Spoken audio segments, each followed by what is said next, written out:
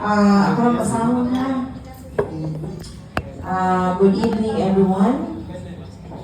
Welcome aning gihimo nga Despedidas de Soltera for Gia and Jack.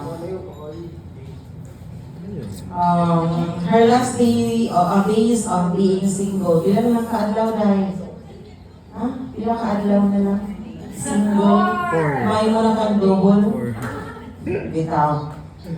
Now, this despedida de soltera will not be possible without our Dr. Johanna Libando. Thank you very much, man. And, Mama, Tita Liz, and everybody, no, mga cousins, daghan kaayong salamat for your love to Gia. Thank you very much from the bottom of our hearts. Tonight, as we celebrate this beautiful Soltera party, our heart is overflowing with love and gratitude. It feels like only yesterday that we brought Gia to sa kinder pa siya, ako'y tinghalatod o na niya. And pag grade 1 na niya, iyan na yung papa hangtod na college, iyan yung papa masid hatod kuhaan na niya. Makainomdom pa na niya, makatulog na lang na siya sa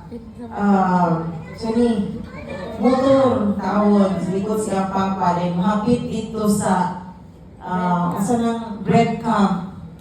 Bread camp, o Choco Pringles, yan yun ang favorite. Then burger, then mailahan na ng papa niya kay basta ganigina na siya mukhaon, not feeling well din na siya. Pero dili na siya, not feeling well, super. Mailan na siya lawas ko niya. Okay, so as we are watching you begin one of the most beautiful journey of your life, Gia, you will always be our little giant. Little giant. No matter how grown you are, seeing the kind of strong woman you have become fills us with so much pride. We thank God for blessing you with Jaff, who loves and values you.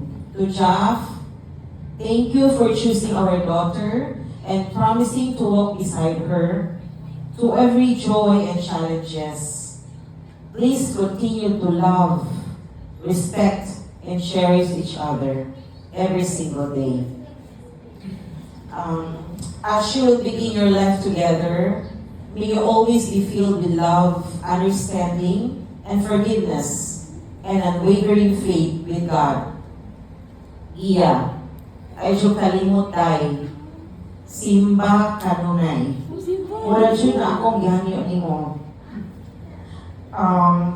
Always remember that the greatest gift you can give each other is your love, patience, and understanding. Congratulations! I will say, my dear children, madugangan na jukog ko sa tanan. May God bless you abundantly. We love you and we will always be at your back every step of the way. Isag-usahay, mag-strokis yun ta. No? Mag-strokis yun yung iya. But believe na yun ko na akong anak ay, hindi siya yung talk back nga. Pero pagkira ni mo rason. Lisuli siya kay nasayot kami ni Masig mag-lawyer unta ni siya. Okay. So, Marcus in your family, thank you very much for welcoming me at your family. Ang kabalo ko, palangga niyo siya. No? So, once again, thank you, Johanna, cousins, Tita Liz, all the siblings of Tupoy. Tanan-tanan, kayong salamat. Yes, tanan, mga cousins, for organizing. Thank you very much. Oh yes, Tita Farah and Gladys for coming all the way from the US. Kabalo ko palangga kayo news iya. Thank you.